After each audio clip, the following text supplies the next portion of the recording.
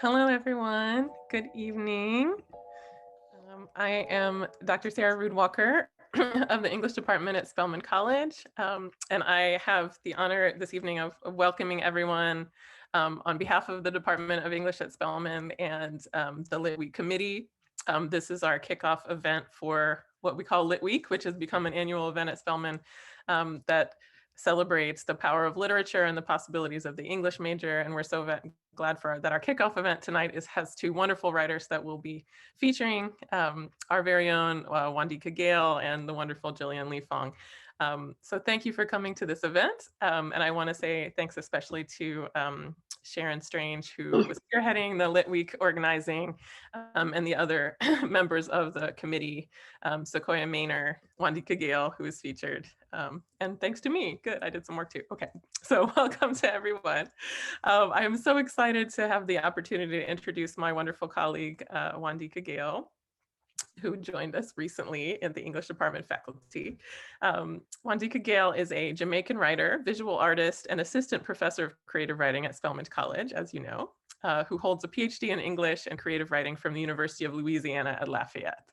Her writing, both critical and creative, focuses on the rich and varied experiences of the African diaspora, exploring particularly the Afro-Caribbean and African-American migration, the adaptability to place, the preservation of home through custom and memory, and the balance between assimilation and cultural erasure. She has been awarded writing fellowships from Kimbilio Fiction, Callaloo, the Hurston Wright Foundation, and the Martha's Vineyard Institute of Creative Writing. In addition to work that has appeared or is forthcoming in The Rumpus, Transition, Interviewing the Caribbean, and other journals, Dr. Gayle has recently published her debut collection of short stories, from which she will read tonight, from what I understand, entitled Motherland and Other Stories, which is now available from People Tree Press. The collection, in the words of reviewer Desiree Cooper, is a set of compelling stories that explore the idea of the motherland as the place of existential nourishment and existential threat, especially for women. Writer John McNally calls her a writer to watch, and we're so glad that you're here to witness her and her work in conversation with Dr. Gillian Lee-Fong this evening. Thank you.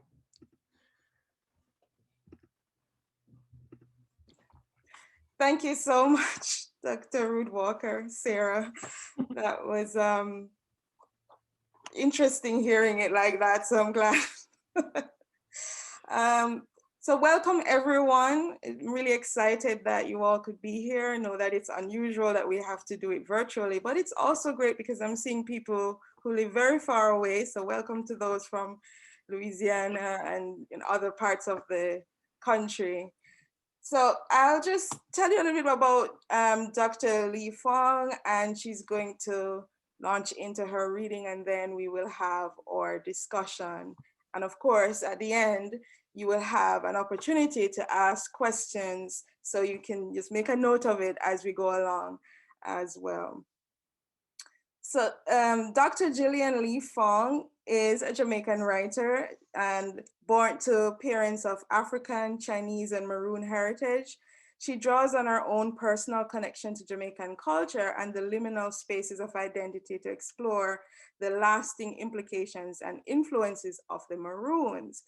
She writes with a historical precision and lyrical intensity about the complex multicultural heritage of 17th century Jamaican Maroons, an autonomous society of formerly enslaved people who escaped their captors. She has formal studies in creative writing, African studies, and anthropology and psychology, and has worked extensively with refugee, immigrant, and underserved communities, with a specific interest in advocating her empowerment of women and children. She's won awards for her short fiction and her nonfiction, including the Phyllis E. Newman Award, the Langston Hughes Award, the Robert Frost Award, and in the words of Dr. Harcourt Fuller, Associate Professor of History at Georgia State University, her second novel picks up the mantle and maintains the high literary standard bequeathed by previous literary giants in Africa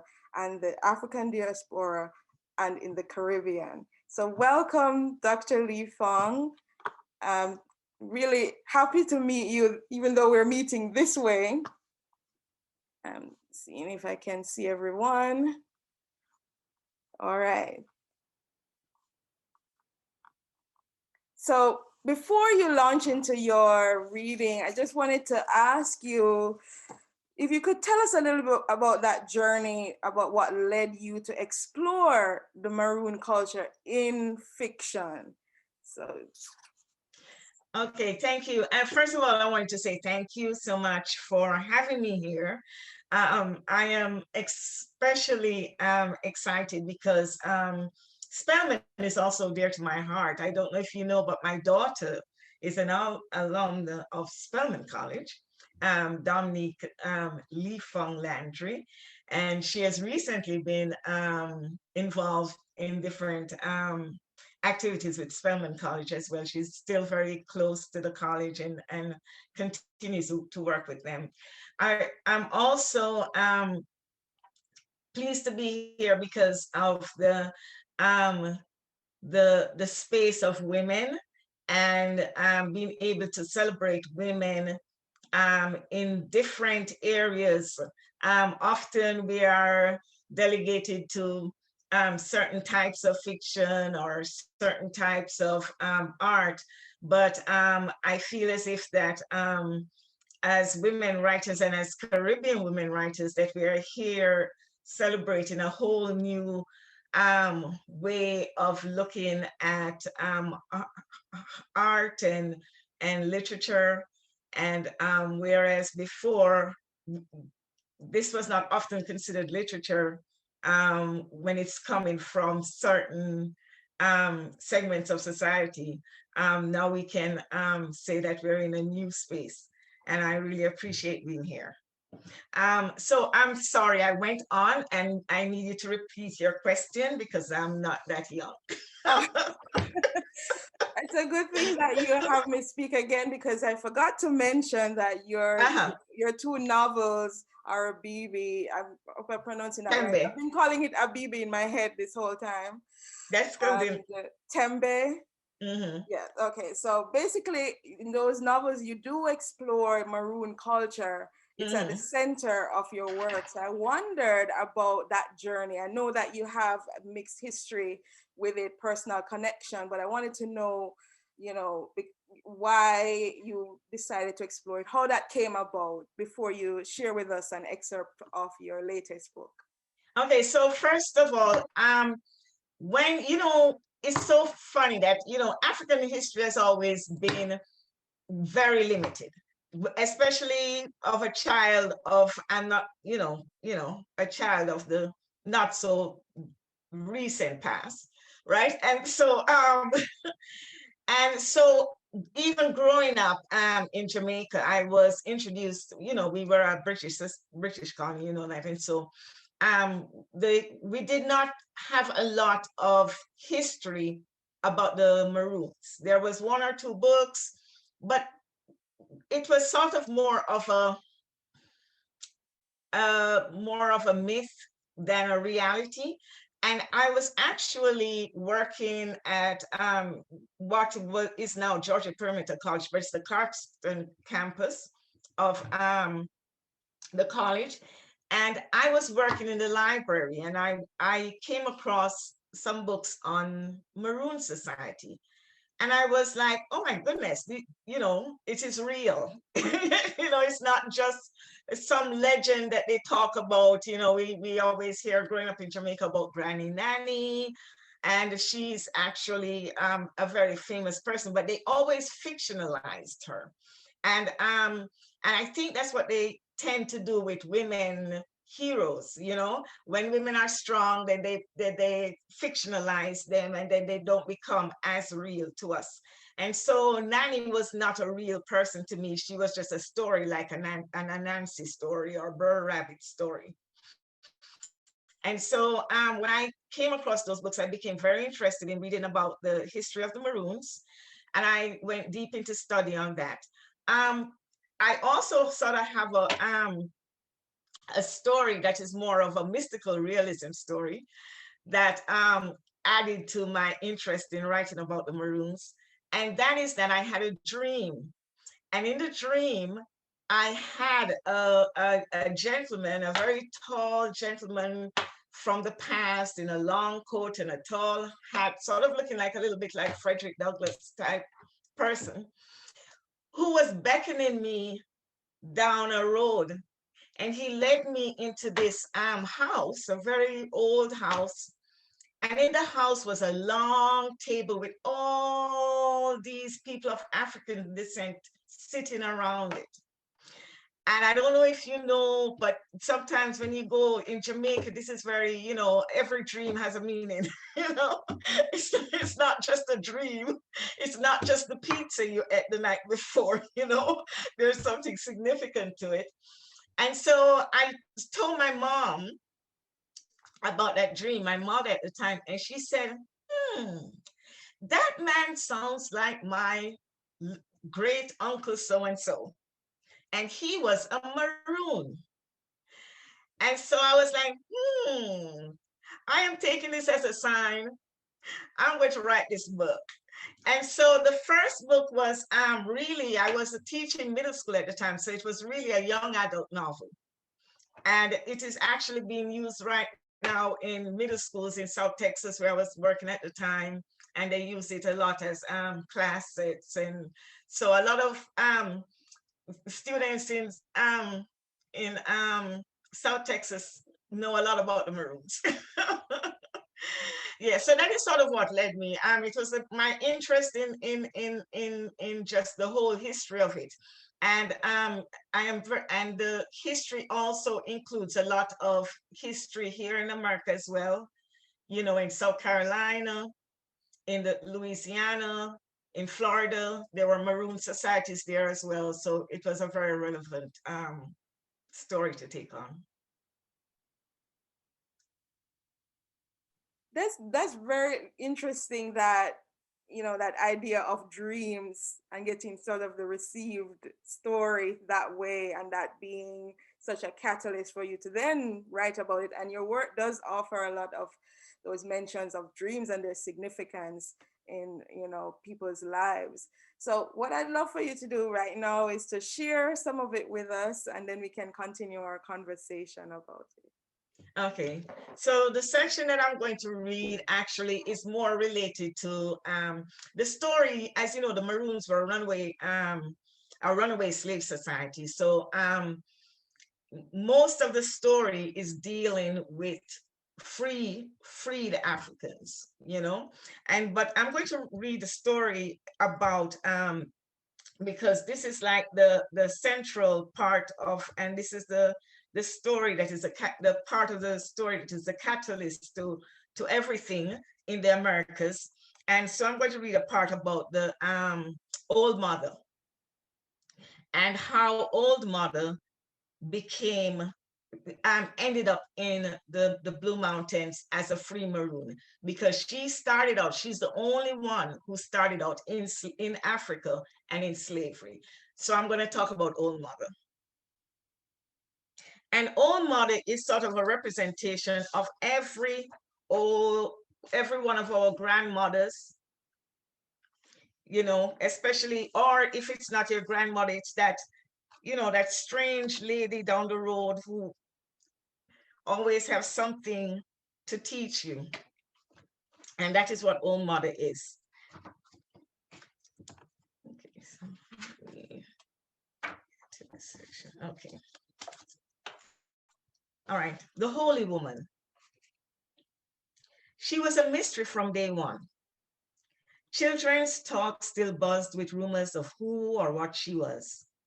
Some said she had dropped out of sky into John Crow Mountain, lowered on a golden rope, dangling from a cloud. Some said she was a wandering spirit who came time after time to gather wisdom from the earth. And no one knew how old she was, not even her own self. The guess was somewhere between 77 and 303. But one thing they did know, Old Mother was old. She was the oldest Maroon in the village, older than the widest mesquite tree, older than the longest river. She said her name used to be Yetunde, and that she had forgotten what it meant. When you asked her about her mother and father, She said she never in all her life had any, and that was surely strange. She told how she had been there when the captain was in his mother's belly, and how she had caught him when he came wet and squalling into this world. She knew the history of every maroon in the village, and even of those who came before them. She remembered when Come If You Dare was no more than a dege handful of ragged enslaved Africans huddled in a dank cave. Yet no one remembered her young. She was always old, always dark and wrinkled like a river bottom, always with a turban upon her head. And as far as anyone knew, she never had neither husband nor child. Old Mother was Old Mother, and the village was her children. When she awoke that morning, Old Mother thought she was back on the slave ship. Eyes still closed, she had felt an undulating motion like a boat moving over water. She opened them cautiously, expecting the darkness, but didn't feel the bodies of the other Africans pressed up against her. And she didn't smell the stench of vomit, nor excrement, nor death. She didn't hear the constant groan of the ship's hull or the moans of souls who just couldn't cry anymore.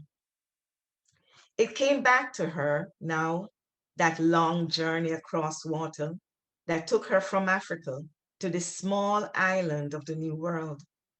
She remembered what it was like, those awakenings.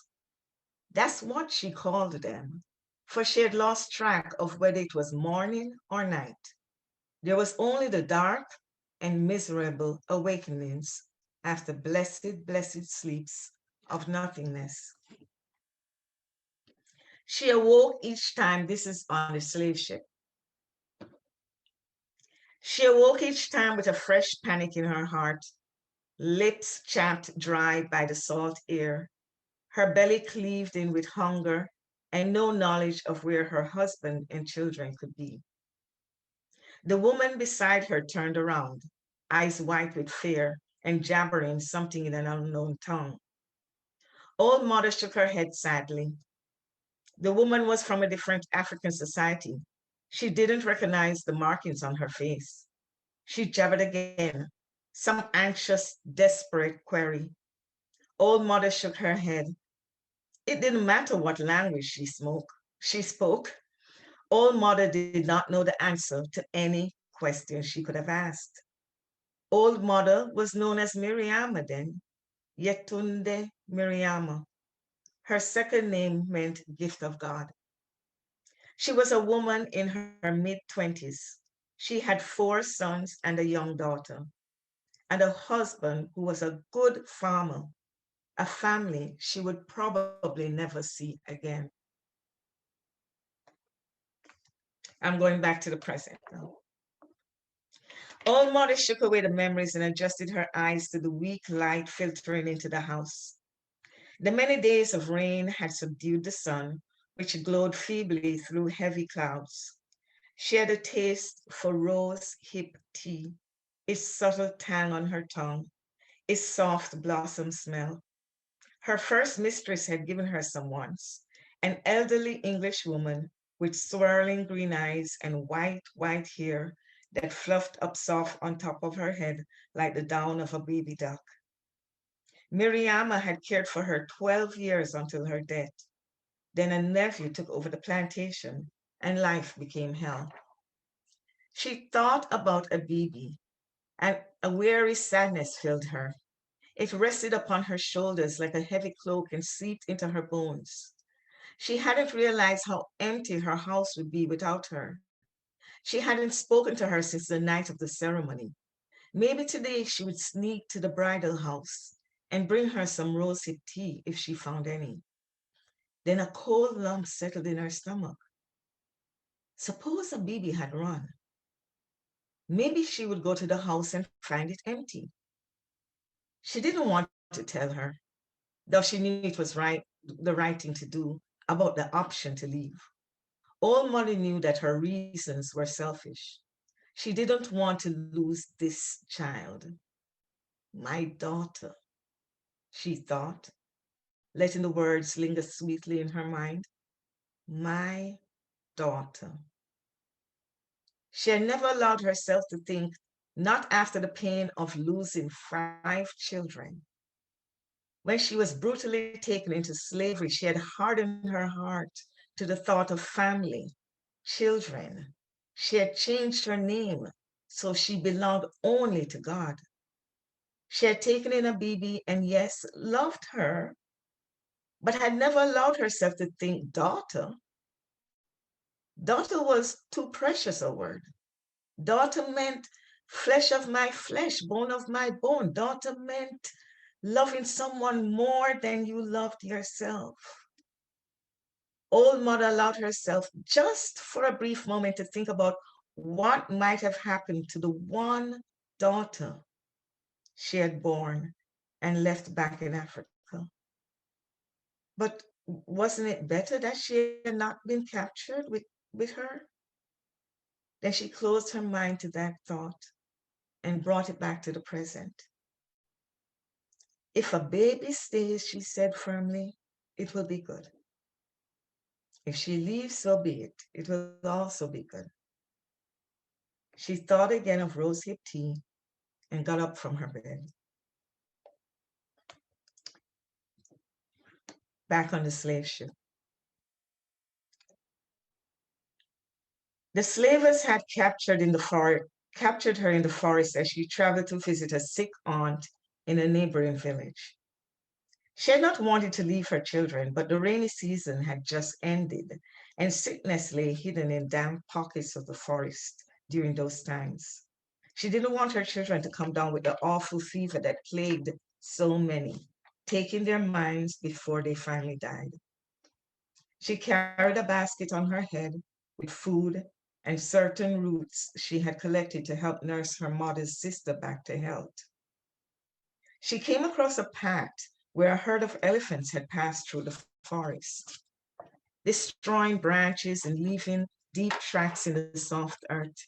She ambled along, carefully placing her own bare feet in the sunken footprints left by the great beasts.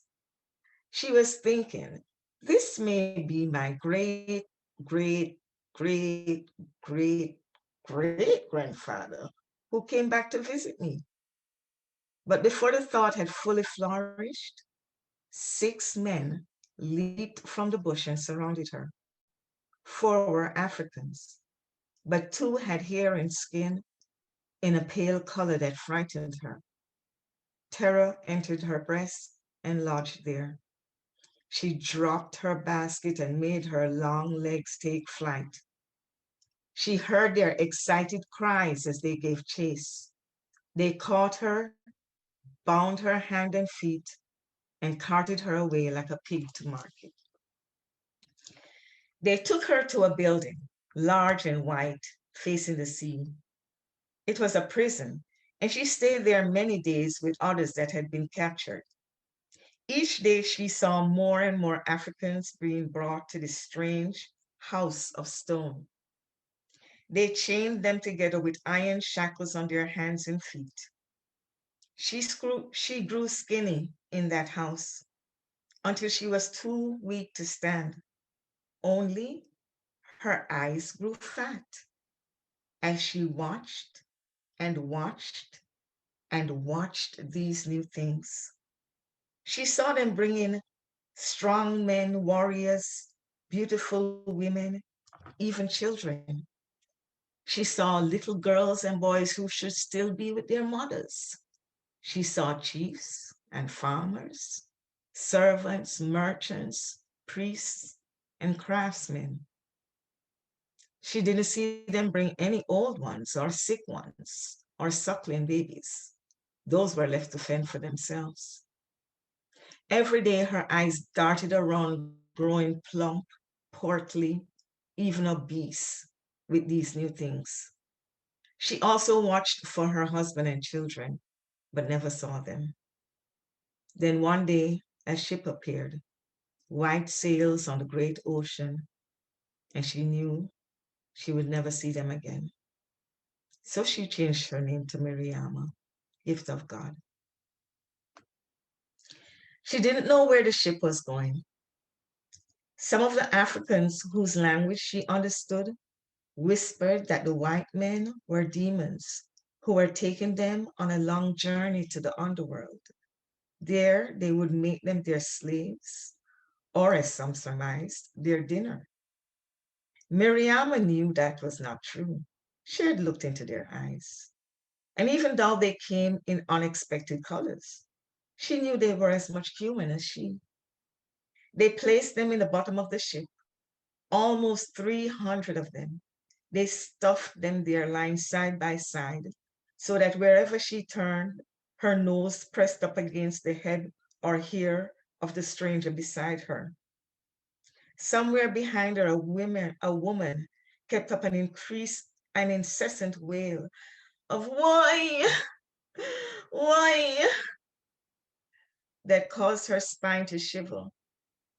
And when a young girl close by broke water, she felt the warm urine seep down her side.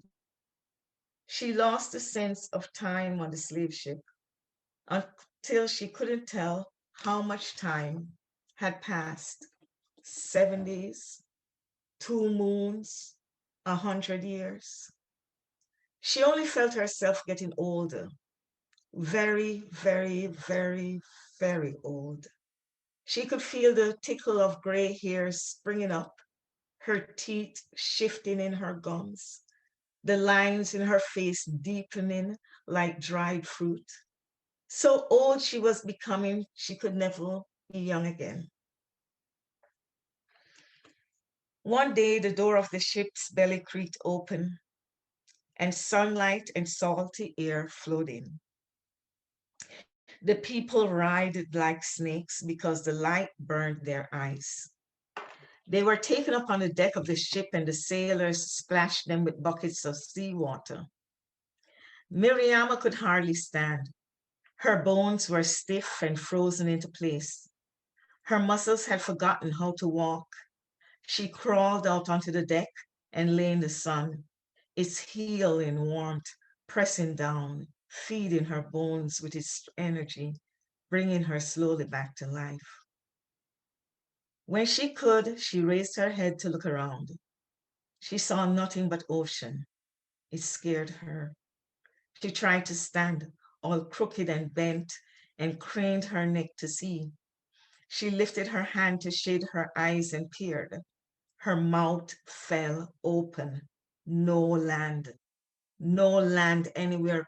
Oh, Father, oh, Father. No trees, no grass, no mountains, no animals, no earth to plant millet or build a house upon. Nothing but water as far as her eyes could see. She turned around to see the white men in strange clothes. It was true after all. They were not human. They were really taking them to the underworld. She watched them carefully, saw them laugh and talk. They were lifting stiff, lifeless bodies from below the deck and throwing them into the sea. They pointed and laughed like little children when the sharks came up to eat. Miriam, formerly Yetunde, and soon to be old mother, looked around her. She saw the sad, naked men and women, their bodies black and glistening, their eyes wide and sunken. She saw their bony arms lifted in a quiet plea. She looked again at the white men. She didn't know what to think.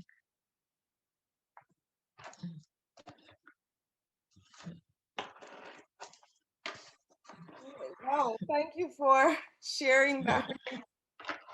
Um, it's so interesting that you're taking something that is historical, but from the perspective of an individual, you get maybe a sort of visceral experience. So I wondered about that for you because throughout the book, you have instances where you invent things and other things you are you preserve certain things that were historical. So can you tell us a little bit about that, like deciding there are certain things I must preserve, but other things I have to invent maybe for empathy or other reasons?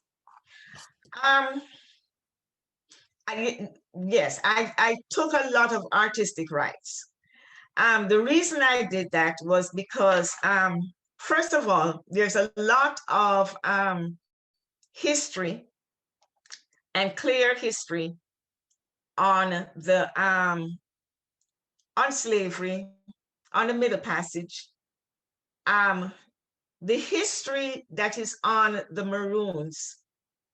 I went by two main authors.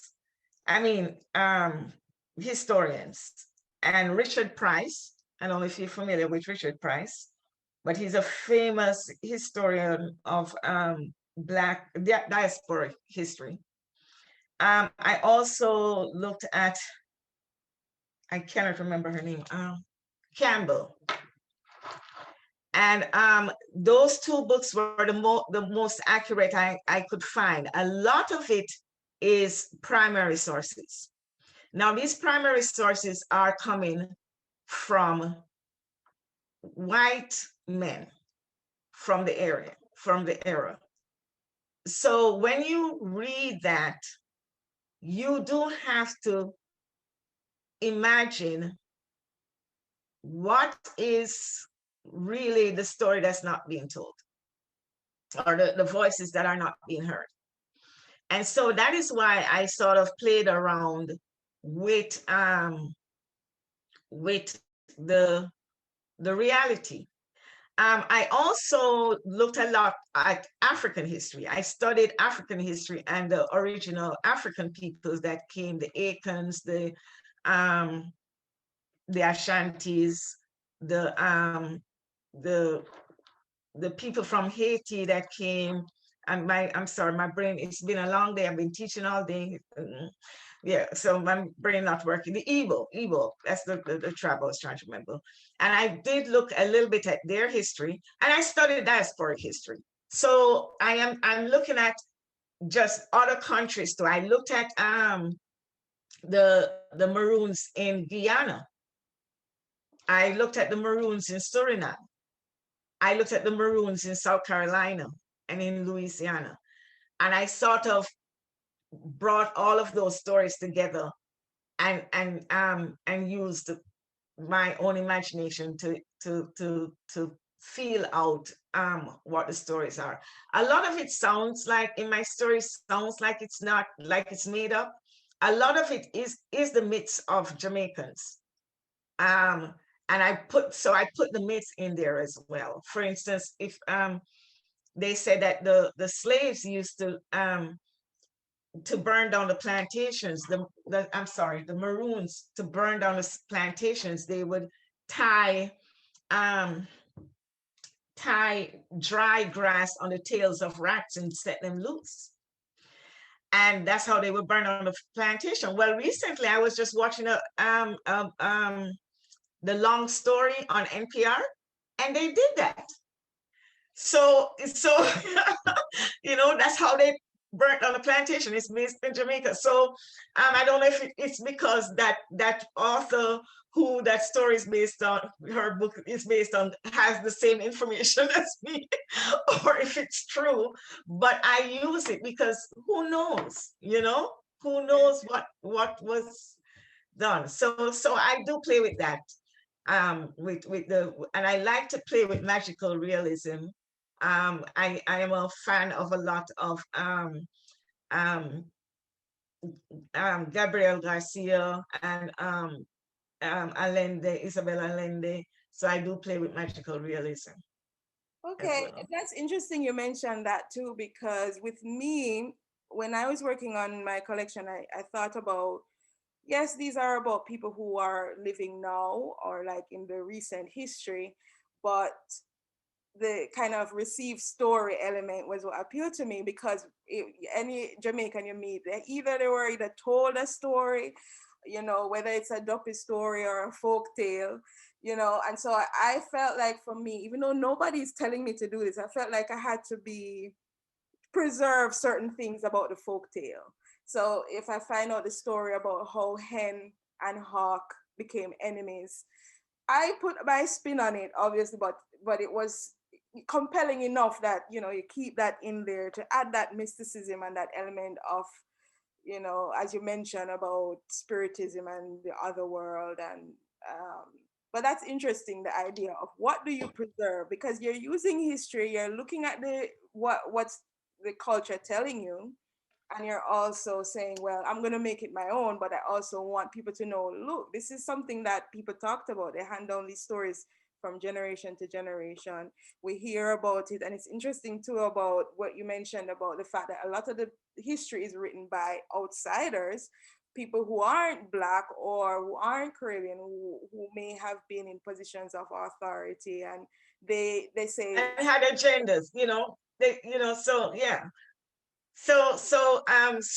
And of course, and when somebody else is telling your story, then I'm sort of trying to reclaim our story. And so, to tell you the truth, when I'm writing, a lot of times I do not write. I know there are some writers who write, I'm not the only writer who writes like this, but my character drives the story. So a lot of times when I'm writing, I don't even know where the story is going. The story is carrying me along with it. And I just trust it and just go along. And I'm like, oh, yes, now I know what's happening. I can understand that too, because it's a dangerous thing to do, because sometimes I end up in a corner and I have to back out the corner and figure it out again. But it's also more exciting for me as a writer. Yeah, the beauty of it is that your rewriting is where the magic happens, because you start out not really knowing, but then you go back and you put things in, and when people read it, they think, well, how did you know? I mean, it appears seamless because you do the work of going back to it and making sure it makes sense. But many times I do drafts of discovery. I can't always have like an outline, or this is how it's going to start, this is how it's going to end, let's go.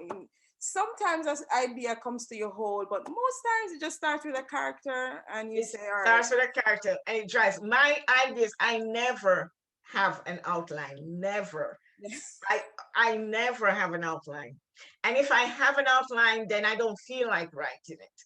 So it usually starts with a scene, a picture, an idea, or a very strong character. Okay. And then I just go with it.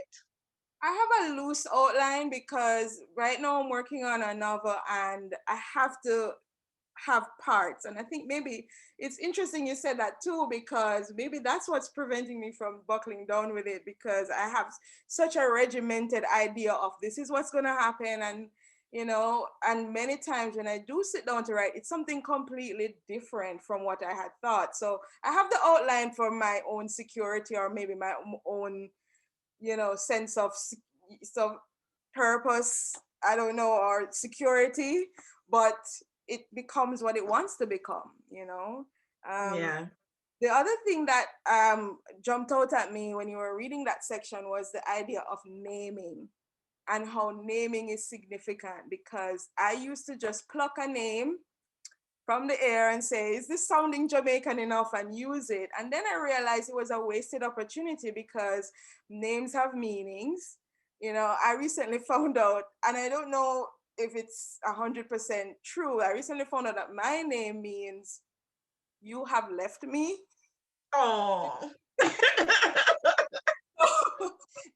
For a long time, from like 2011, 3 different Kenyan students told me that it meant one who writes in the Luya dialect. And so I was like, oh, this is great. My name means something that I actually like doing. And then I met another Kenyan who actually spoke the dialect, and he said, no, it means you have left me. It's like it's another dialect that means you're in the process of writing. So it's a different one, and it has to have an extra A in it. So I don't know. I want to kind of still keep that meaning, but it made me think, if you're going to write about Jamaican or Caribbean people, names are important. You can put it in the story. And just like we see with Old Mother, her naming was sort of as a survival in a way. And so I think that's interesting. You can tell us a little bit more about that process for you, about thinking of names. How did you go about that? In my story, a lot of the background characters have, in Jamaica, we tend to give people, and I think this is not just Jamaica. I think this is original to all cultures. That when we start naming people, it usually represents, either their trade or a characteristics about them. But even in modern day Jamaica, right? We give somebody a name based on, beanpole, and that name sticks, or scatter teeth. One of the characters is straight finger because his finger has an issue and it just So, based on a man that I met on a bus who had that problem. And so I was like, that's what they call you, don't feel any way about it. And he's like, no, that's just my name. it becomes your name. It becomes your name. And so during the time of slavery, though, in Jamaica, a lot of the Africans were given names of the day that they were born on.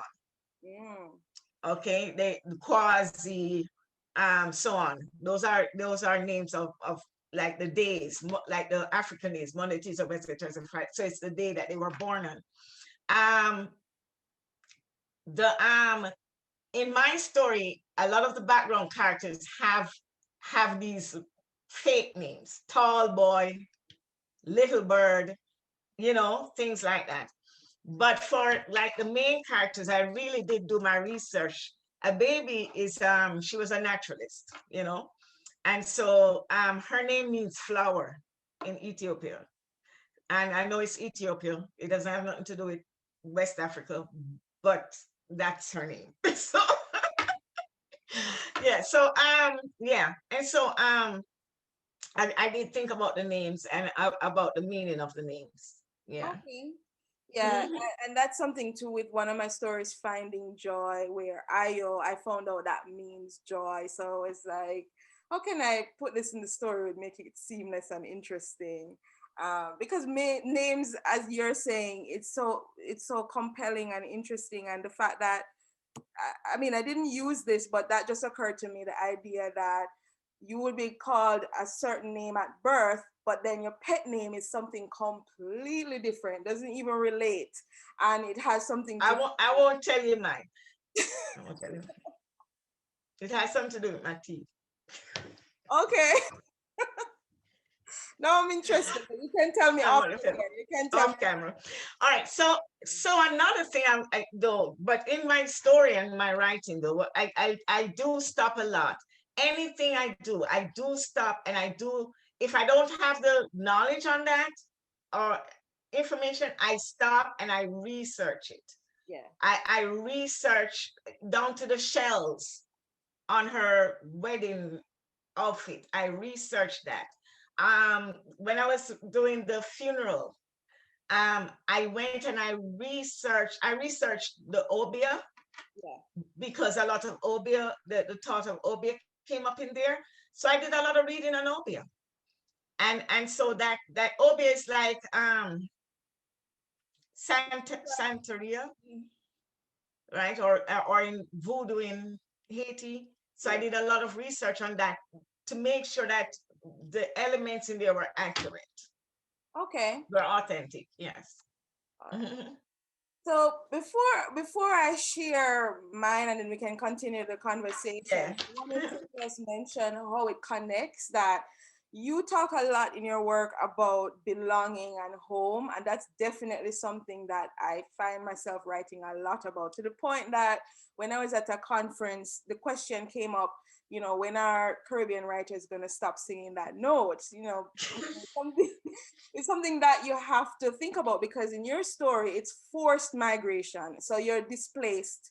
You don't know. So a baby, she is displaced from Africa and then from the maroon community, and then she's on a plantation. And I won't tell all of the story because I know people want to read that, but that idea of where do I belong, where do I belong? And so that's something that I focus on in my work, largely with Black women too.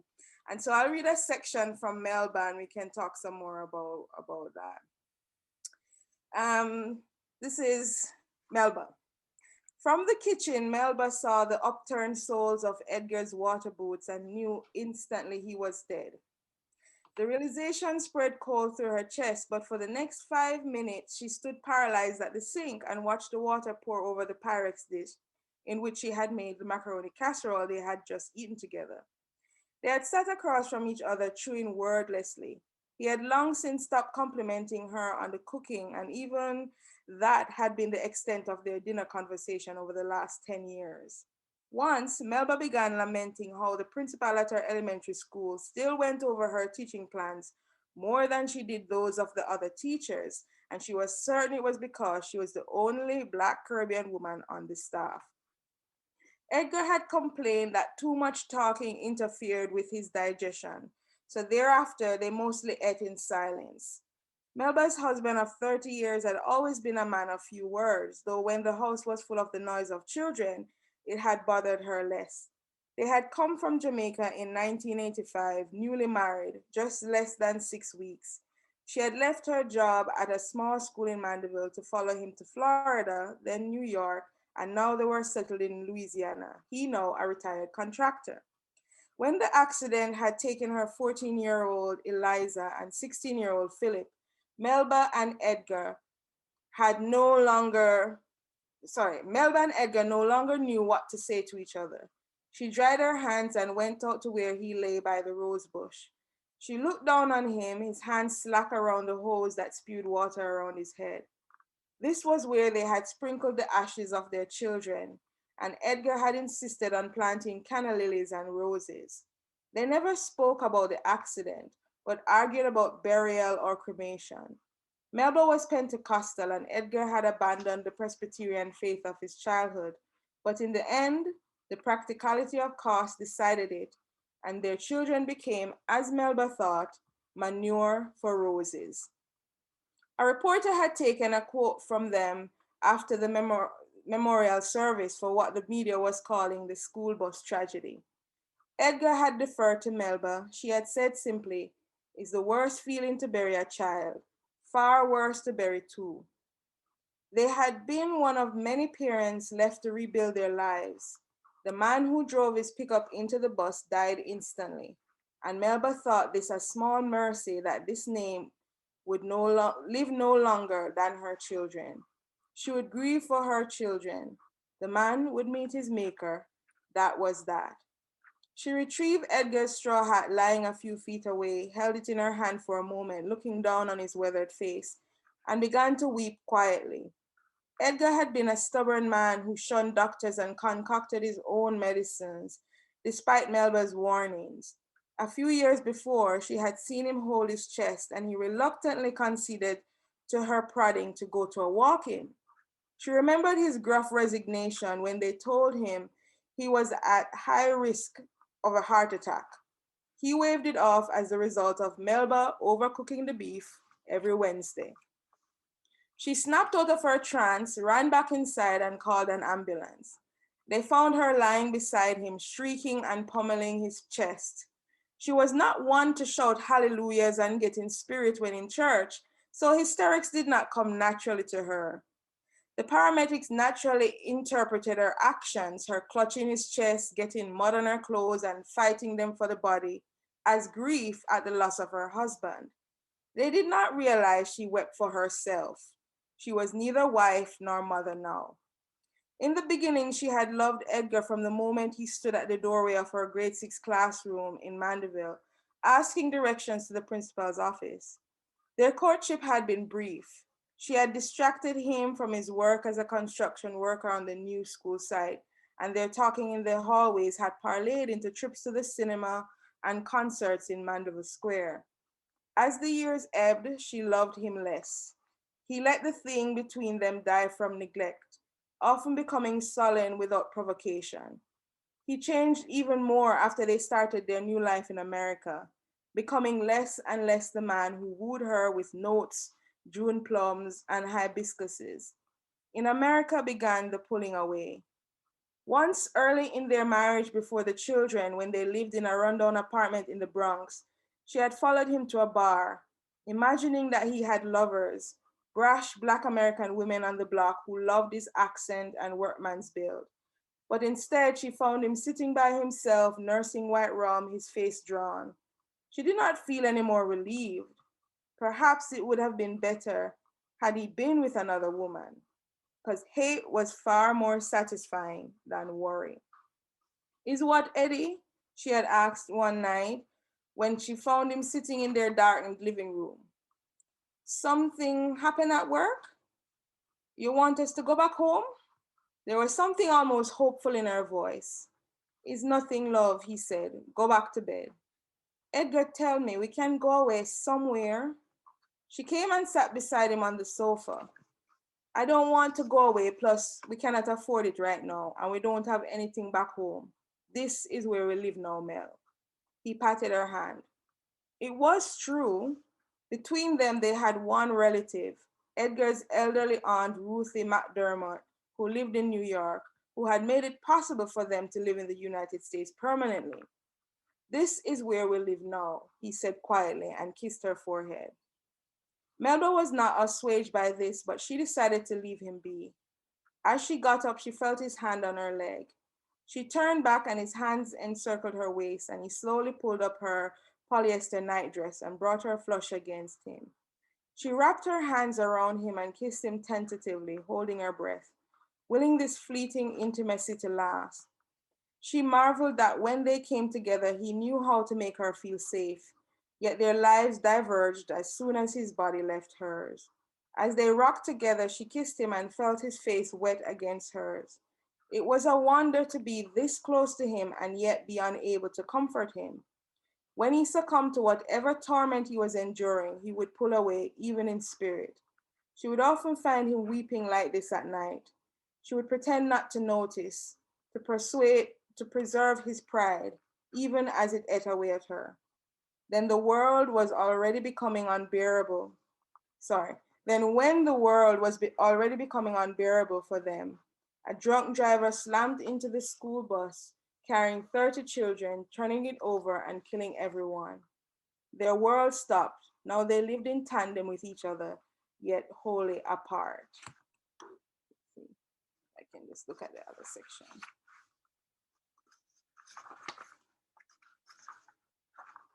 So I'm going to read the last part, and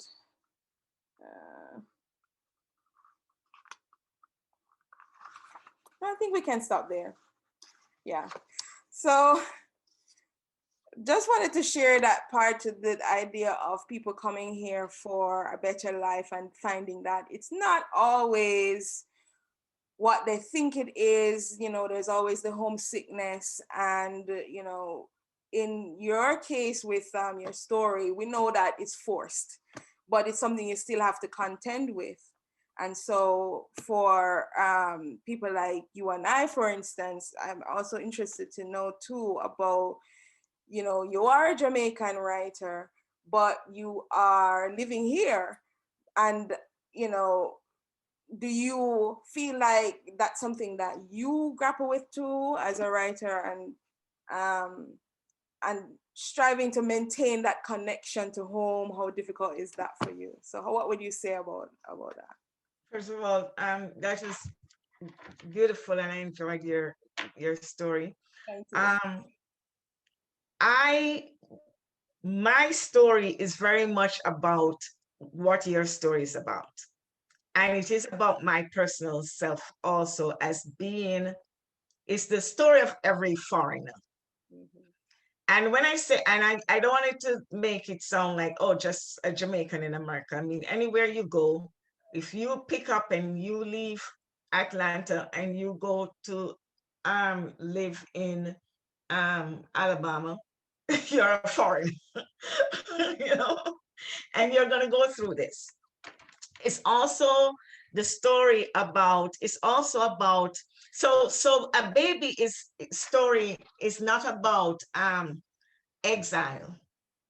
It is actually a coming of age. It's about it's the same coming of age story. And I read recently that the coming of age story, I read it, I know what it is, but it was clarified to me that the coming of age story is almost, it's the same story, it's a spiritual story, because it's a story for you to come of age in when the kids came of age in Africa. The first thing they were done was separated and torn from their mother, torn from their community, because you are no longer a baby. And the first thing you need to know is that you're not going to be mama's boy anymore. So you are torn, the kids are torn away. And that is the exile part. But then they are left in, they go through the circumcision or whatever it is, and they are left for 2 weeks, 3 weeks away from the village, isolated. And I consider that limbo, that place of non-existence, where for a moment we are in limbo. And then you find the place, and then you come back home. So a baby story is the coming of age story, spiritually as well as physically, being forced into exile, being in limbo for a while, learning and growing and gaining wisdom, right? And then coming back home with that wisdom. And I think that is the story of all of us, because it's surprising that you mentioned that. I lost my daughter 3 years ago. So I went through and it was unexpected, and it was my oldest daughter, and I'm okay. But I went through that process of mourning in the same way. It was an exile, it was a wrenching away. And then I was just in limbo. I was just like in this space of non-existence, of unreality. And then I had to learn and become wise. Yeah. And now I'm sitting back home, coming back into myself even better, with more to offer my community. Yeah. And so that's how I sort of see these stories that we go through, these journeys that we go through, and we go through these journeys again and again and again in life, Yeah. Just again and again in life, we go through these journeys. It's the biblical journey. It's the biblical journey. If you're a Christian, it's the death, in the tomb, the resurrection. It is Siddhartha leaving the palace, and learning about about poverty and death, and being outside, thrown into the world, and then coming back wiser. It's Buddha. It's everybody's journey. Yeah. I'm sorry to hear about your daughter, but that idea of being in limbo and coming out of that seems almost like a rite of passage, because exactly, once you leave, for whatever reason, some people leave because they're forced to, some people leave because they think they're escaping something, moving from one state to another. And then there has to be a reckoning of sorts, and a wisdom, a growing. There has to be that time of isolation, and then of growing.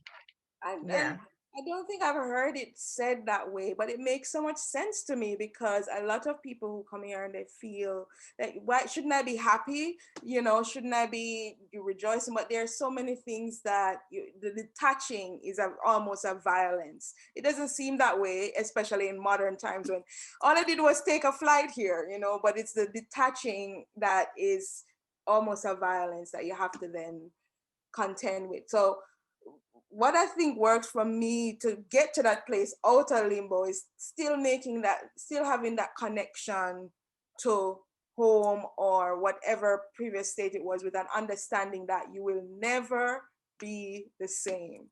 And that took me a while to realize, which is interesting because I'm not writing about myself per se, but understanding that helped me to make sense of these characters that populate my head, to say, all right, they have to understand this process that you have a reckoning, and then you have to come to terms with it and, you know, experience what it is that the new self, in a way.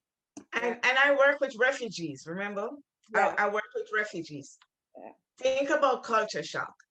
Mm-hmm. Some of them cannot go back home. Right. Some, well, if the majority of them cannot go back home, that is what a refugee is, right? You cannot go back home. So a lot of them come here, and right now I'm working with kids, you know. When I say kids, you know, they from 17 to 20. But and they're coming in. I see it in the first few days. They're in limbo. It's just shock. You know, it's just this deer in the headlight, you know, look on their face. And then they get through it. They get through it. And then they find their strength, and they find their self again, and they recreate home. Another quick story. So all these years, I've been in Jamaica, in America, since I'm 13 years old. Okay, you would never believe it with my accent. Right. I've been in I always thought, this is not my home. Jamaica is my home. Jamaica is my home. When my father passed away about 10 years ago, and I had to go back home, and I had not been there for like 20 something years. And I went there, and I was like a fish out of water. It was a shock to me. When I came back on that plane, and I saw the lights of Atlanta, I finally realized this is my home.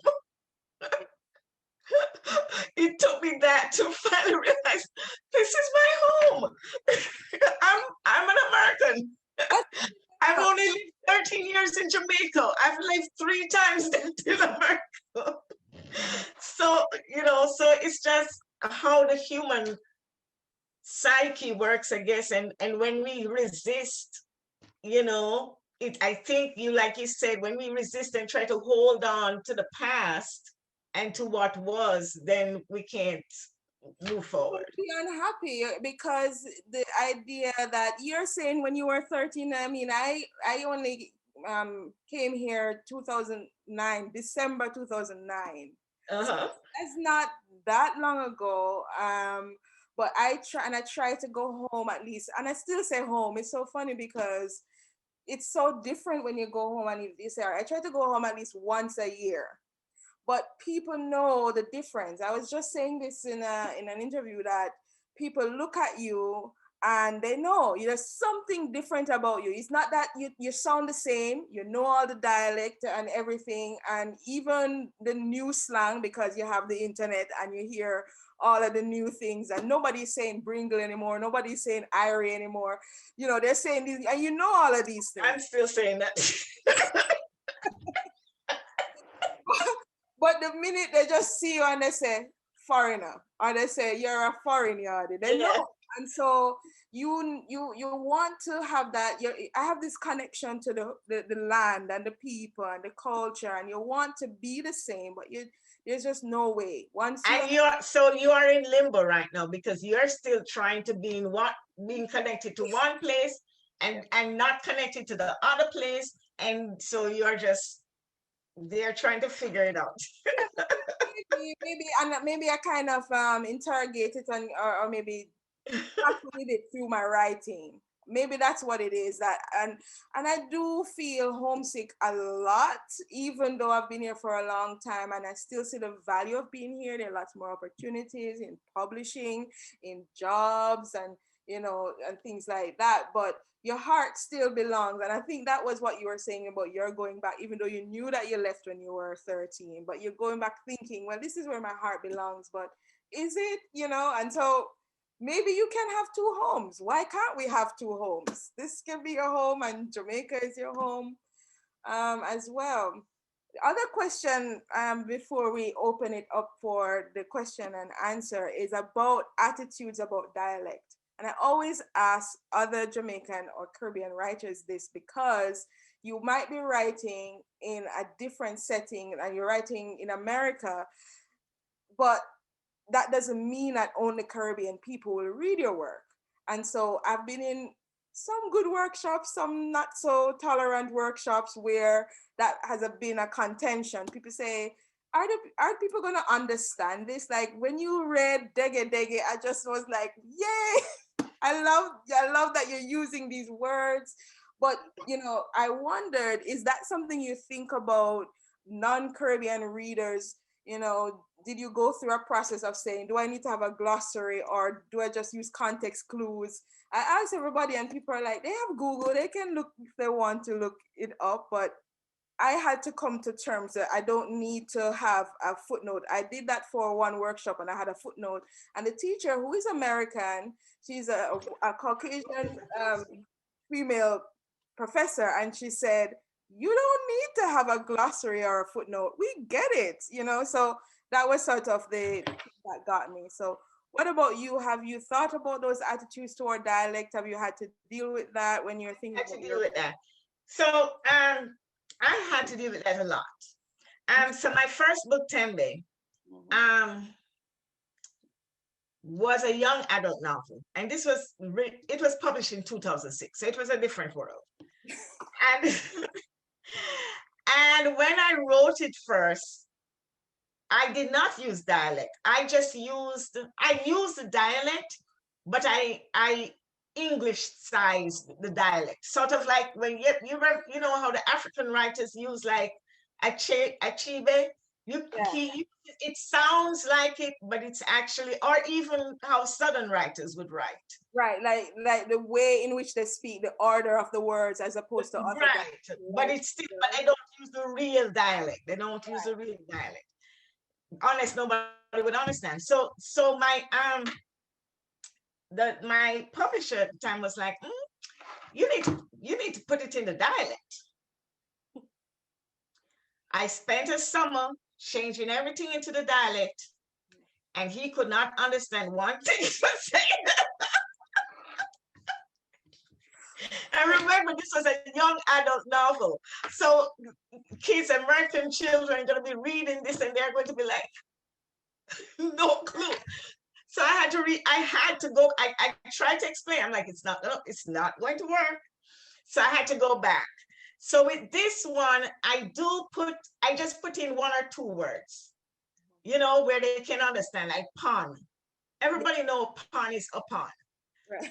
And then I just throw dege dege in just because, and everybody will figure out what dege dege is. There are some words that you can't change, like abeng. You have to use that word, or dukuno. Those, like abeng for ducky. That's the what you call it, bullhorn that the Maroons use, and dege dege means one, and dukuno is a kind of food, and so there's no substitute. And so I guess in context clues, that's how I kind of work around it, where the inversion of words, like if we tend to use the objective when we should use the subjective, even though I don't think I should say should, because it is a different way of speaking. It's not wrong or it's not broken, it's just different. So if somebody said, is you that, and so people can understand it. And when it really sunk home to me was when I heard somebody at a conference. It was a Southern conference. She was reading Louisiana by Erna Bradber, and she was saying some of the dialect, and it sounded different, but she was making a point about it, and she understood it. And that was a sort of light bulb moment for me to say, maybe I shouldn't stress about this. maybe those people within that workshop were thinking maybe as it relates to them, they may not be my audience, but it's something that I do think about to say, is it too obscure? If it's too obscure, then you're not gonna, make it important or the meaning clear. But if it is still being true to the way people speak, because a Jamaican person may pick up your book and say, but that's how we talk, you know? Exactly. Exactly. Exactly. So you have to think about that as well. So Exactly. that's definitely I interesting. think that's where you'll get the most pushback, was the Jamaicans are like, we don't talk like Right. that. I was listening to a Jamaican. This was a video. It was like a movie clip, and the man was speaking, and people are like, "But do Jamaican men say that? Like, he says, find your adventure in me, And people are like, what? Do Jamaican men speak like that? So we think that way, and maybe somebody who's non-Jamaican or non-Caribbean would not be aware, but they can also tell when something is not Authentic. So that's the balance that we have to work with and to play. And so And then we have to think also that there's no one way that a Jamaican person talk. Just like there's no one way, and we do what everybody else do. We code switch, right. So we have to acknowledge the need for code switching, and Right. so that's all we're doing. Okay. Yeah. I think this is a great point that we can open up the conversation. I'm gonna ask that, Dr. Ruth Walker, Professor Strange, if you see anybody who is raising their hand, then you can let us know, or if you want to write it in the chat as well.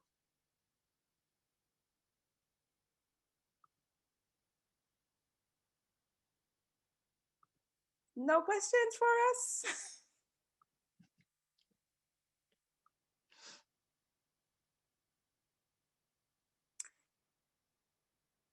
Yes, I see a hand here. Dr. Mernell Gregory. Yeah. Okay, I should go on with myself. I just did.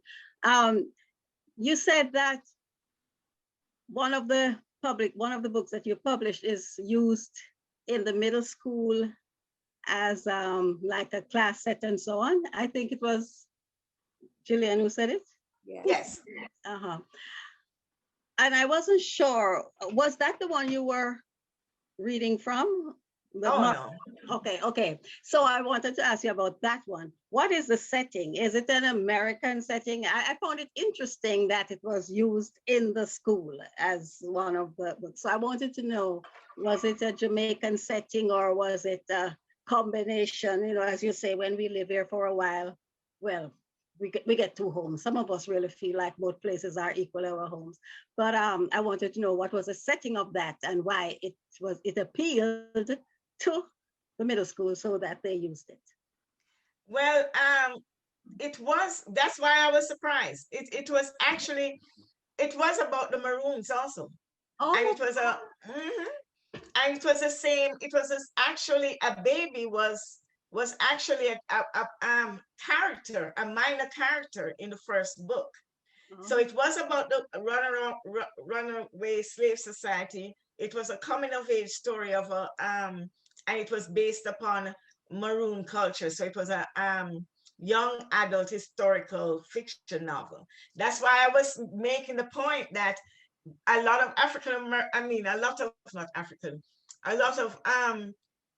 kids in South Texas are learning about the Maroons. Yeah. So and I even had a teacher in Ohio who used that book for her class, and they all wrote me letters, and these were all mostly they were white students, and they loved it, and they drew the pictures, and they asked me questions about the story and about Jamaica. And so to me, that makes it, this is why where there's pushback about African history, it is of interest to everybody. you know, and it just makes us all as a society richer. And you know, and I don't think we should just have African history. I think we should have Native American history, we should have Asian American history, we should have all of that history in our part, as part of our Writing. knowledge base in schools for children. Yes. And I guess some of those themes may be really universal. The matter of coming of age and finding oneself and being Exactly. for whatever reason that spans the whole the Yeah. whole globe. You know, wherever you are, you have those things coming and feeling in limbo, adjusting from one point to the other, one place to the other. So I guess it's a universality of the thing. And what was I reading growing up? Charles Dickens, British literature. Yes. British literature. Mhm. I don't And know. and I could make a connection. Virginia Yeah. Woolf. Mhm. Yeah, that's Right? something. That's what I was reading. Because there was Well, nothing else. There was no, you know, that's what they were giving us. And Yeah, I made connections to those things, you that know? reminds me of the Olive, I think it's Olive Senior poem, The Colonial Girls' School, where it talks about there was nothing about us. They did not Mhm, talk about anything about us. So we had to learn about all these other people who mhm, had conquered us, but there was nothing about mhm. us. So I think that's interesting that you're like, yeah, why shouldn't they What, learn about it? It's their history. what one of my teenage book was my person was J.D. Salinger. Loved him. You know, here I'm a little girl in Jamaica, never even seen snow. You know, I'm reading, loving J.D. Salinger, you there's a know, and question in the chat. There's a question in the chat. mhm. All right, I guess I could read it. Teresa Legard says, can both of you say more about how much research impacts your writing? Do you have the idea and then do the research, or do you explore, research a topic that brings you to the kernel of an idea? And at what point do you feel like you've done enough research to launch into the writing? That's multiple questions. My apologies. That's fine. I guess I You could want to start start? by saying that for me, the research that I do comes from what I have already written. So it depends, different things, different projects have different processes. Like for instance, with the novel I'm working on, because it's based on the Nina Simone song, and I'm using one of the voices, I had to think about I decided that Sweet Thing grew up in the 1970s and goes to Louisiana in the 1980s. So I had to find out, well, what was Louisiana, especially New Orleans, what was it like in 1982? And so on one trip, I did go there as part of, research. And I went to certain bookstores, different locations. I went to museums, and I looked at, well, what was it like, and ideas that would come to me based on that. So different things, I suppose, if you're writing a short story, and as we talked about earlier, it may be sparked by a character, and sometimes it's based on a person that I know. Nobody in the let me see if anybody's here. So it might be based on a person that I know, or a compilation or a composite of a number of different people. And then what happens to the person would probably spark, oh, I definitely need to know what was happening in the 1950s in Kingston in Jamaica. What was it like on a tram car? And, so that's how for me it works, where sometimes it's based on what I've already written, and I kind of put myself in a corner and I realize I don't know enough about this.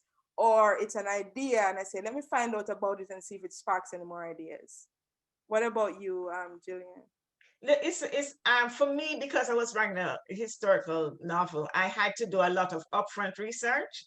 But like I sort of mentioned before, that even as I was going through the process of writing, I might come across something that I found out that I didn't know have enough information on. So then I'd have to go back to the research and start researching as well, that as well. So it was an ongoing process for me. Any other questions? Let's see. I have a question I'd like to ask, if that's okay.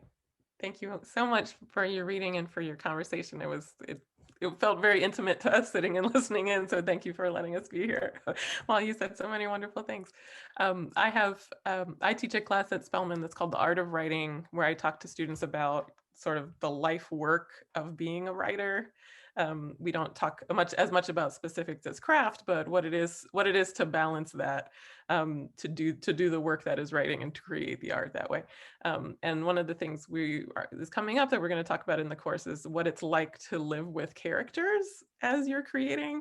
And both of you mentioned that that's a generative source of momentum for a creative project for you. And I would just love for those of my students who are from that class who are visiting. Hi, I see you guys. I would love for you to say a little more about that, both of you, if you wouldn't mind, about what it's like in a day-to-day sort of in the creative process sense to live with the characters. Gillian, do you want to take this one first? Okay. So living with the characters, they don't, for me, they're not characters. For me, they become living, breathing people. And living with them, then it sort of becomes a little obsessive because you're constantly trying to figure out how they're gonna survive.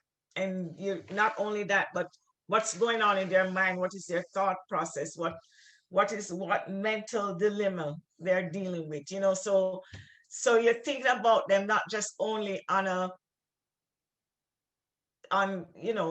just a flat moving through the book, you're thinking about them, their spiritual well-being, their mental well-being, their emotional well-being. So they become people. And then when you end the book, it's hard to let go of them. It's almost like I don't want to let go of them. So yeah. Yeah, I can also relate that idea too of I spent so much time with this character that she feels real to me, and when it comes to the end, it's like, can I put her in another work, or you have to say, all right, I have to let go. You have to let go because, as you know, stories take different amounts of time.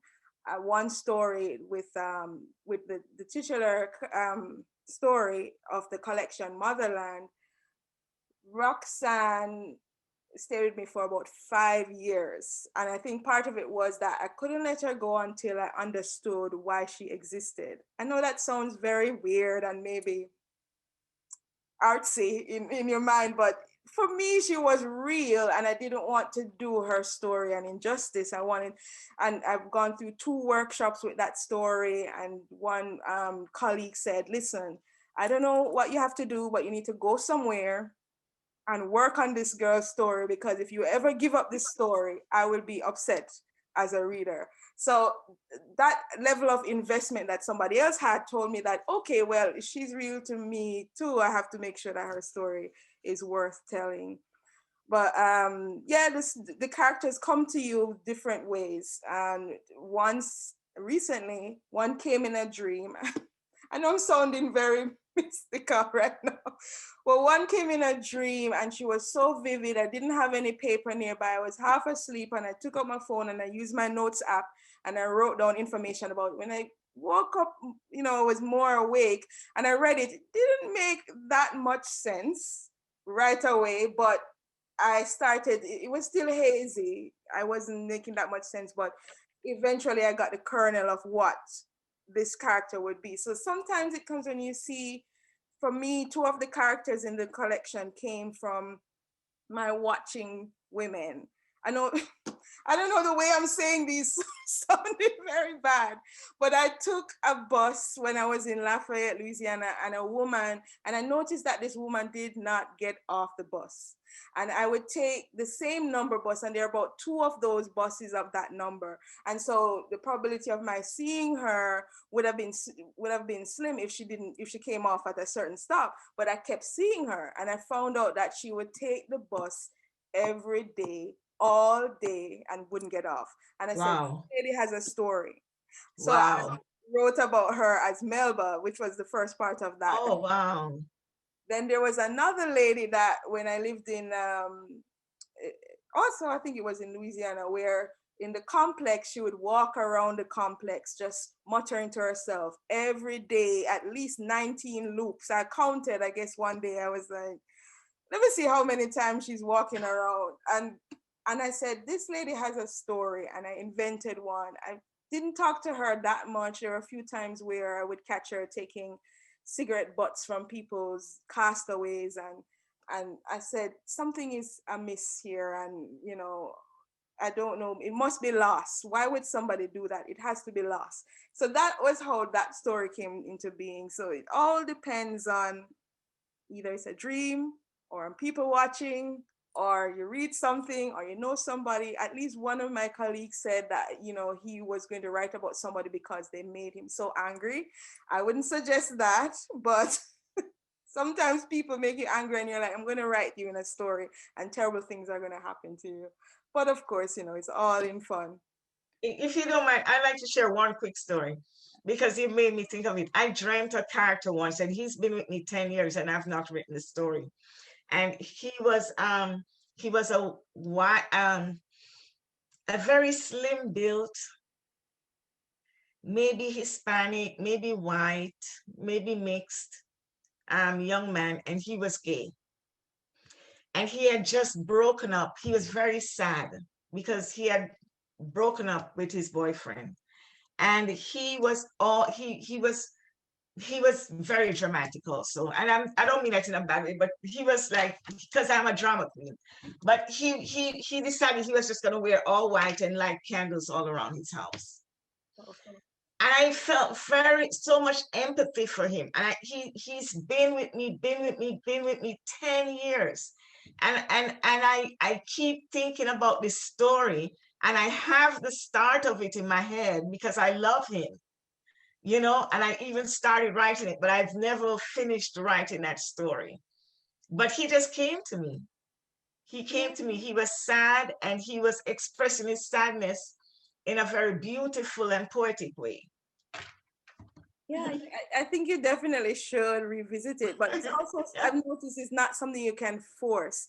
The only time, I know some of my students may be listening, so I do want to make it clear that, especially when you have a framework of time, you have to invent your own inspiration. So you have to go and sit, even if there's nothing there. You have to commit to it. But sometimes you do have that lightning bolt moment, like it comes in a dream or you're walking.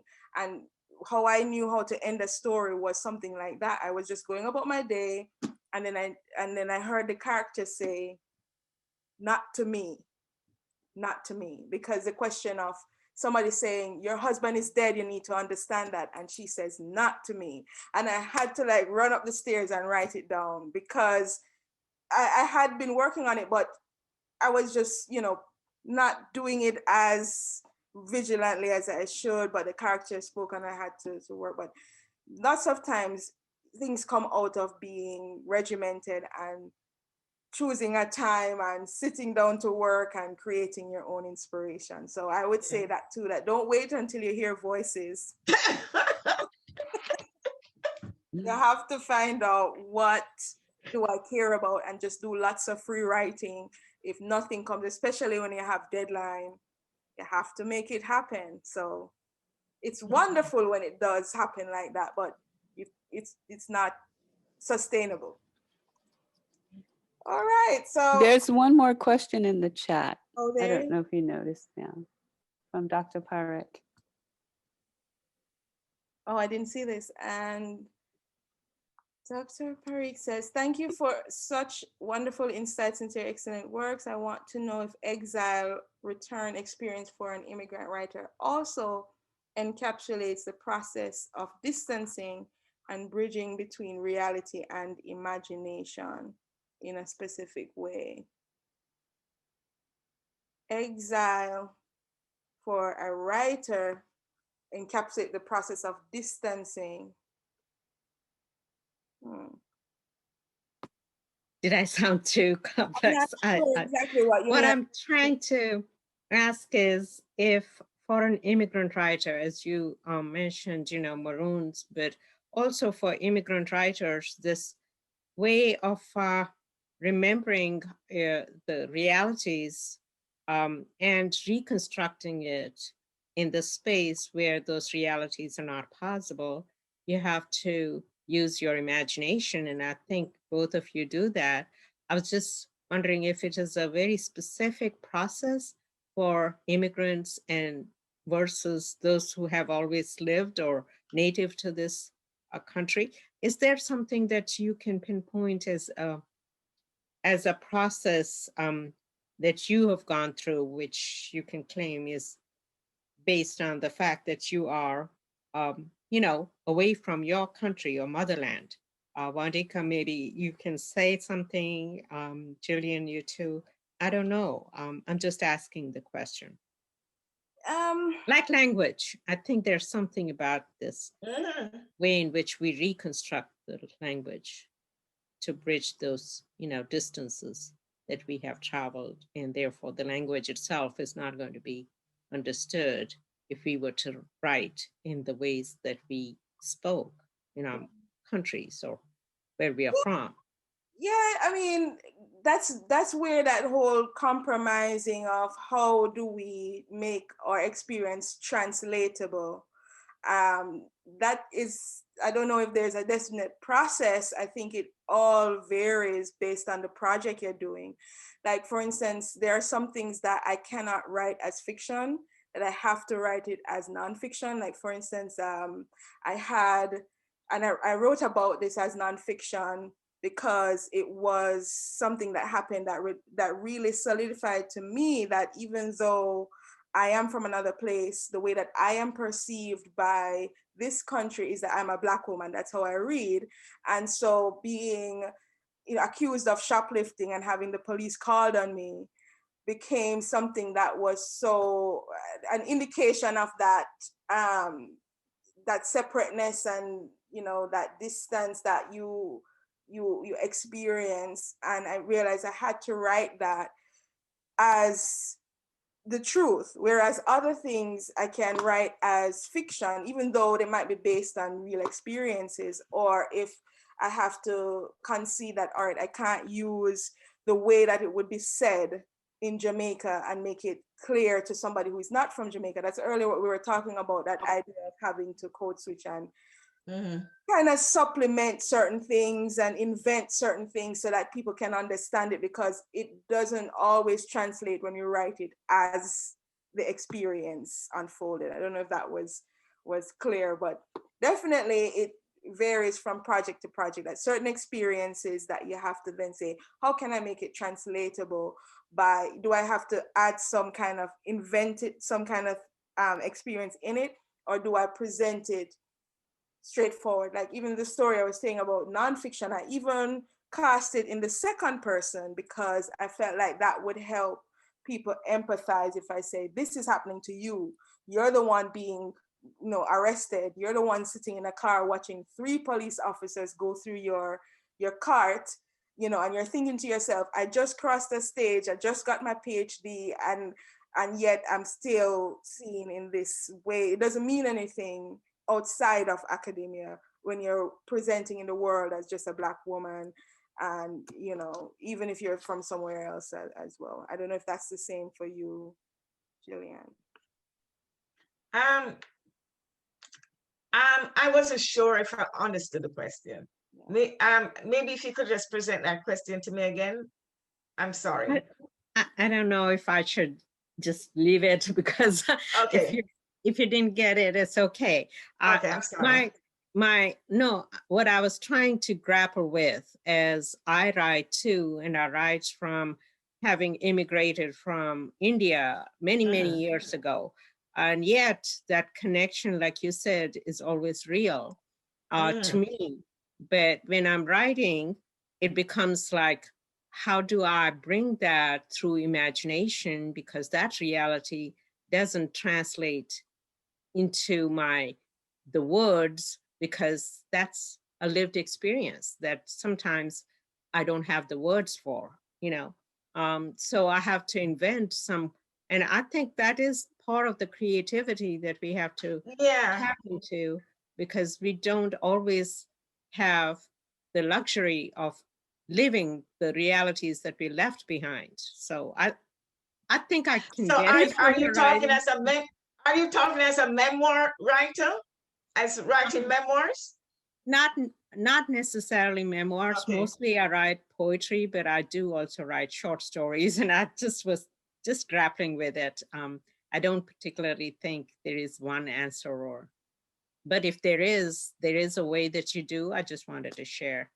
I wanted to hear from you so I could understand it. You know, this is a complex process for each of Yeah, us. I'm it sure is. it's different, and but I do appreciate both of you yeah, sharing. I do find a lot of things difficult to write about, and there are things. It's also you have to I there's things I'm fearful of writing about, because I feel as if that if I write about certain, it's not so much about writing about my own experience. Sometimes I want to move away from my own experience. I want to write about another culture or another person. But I fear that if I, as a Black Jamaican woman, try to write somebody else's story, that I might get pushed back. And they might say, who are you to write this story? You know, even if it's fiction. How will you know?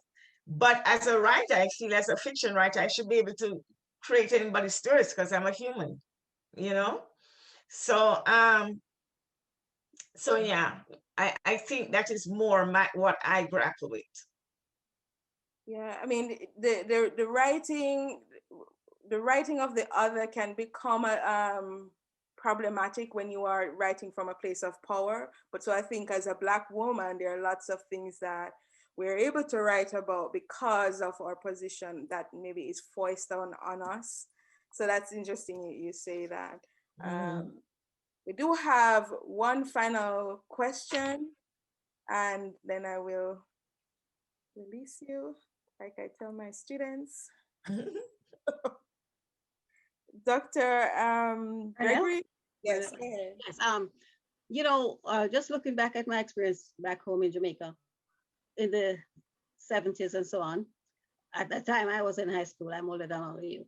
And so um, that's when, as for the first time, they introduced West Indian writers. Mm-hmm. And like I remember in fourth form, when I was really introduced to one of the books that we would do for O levels and so on. And for me, I loved reading. I love literature. I taught English at UTech before I left and all of that. But somehow the literature that was written by especially Jamaican writers and other West Indian writers, it reached me, not only because the experience was something that I could relate to, but they used the language that I was familiar with. And what I mean by this is the English wasn't standard British English, which is kind of stiff. The English was Caribbean English. And so the ideas that were expressed in such a way that it really came alive to you. And so this brings me to the question, when you are writing about certain experiences, wouldn't you find it easier, or do you find it any different to write it in standard American English or standard British English as against just writing it in West Indian English, a less formal variety of the language? Has that ever had any effect at all? Interestingly, one of my writing friends, he wrote a story purely in dialect that was published in the Paris Review and won awards. I believe it's called Akitri by Jonathan Escoffrey. And so that was amazing to me because that is such an American publication, and it was written clearly with the cadences of Jamaicans, with the words that Jamaicans use. And yet it was something that was embraced by an American publication. So there might be those opportunities where it is maybe not seen as novel, but interesting. They're now opening up to see other ways of expression. So I do think that that's where we are right now. Maybe not where it should be, but definitely there is more of an acceptance of when people write in dialect as well. Okay. So yeah, that's something that I tried to do with one of the stories called Help Wanted, but in a workshop where the professor said, "Why don't you write this in dialect?" And I did, and they didn't understand it. Yeah. Because I guess if you write it in, We don't know. So I had to temper it and still give the voice of the character. This is how the character will speak, but it still should be understandable. So there has to be some kind of compromise. Because it would be a non-standard variety of English, but not straight dialect. Right.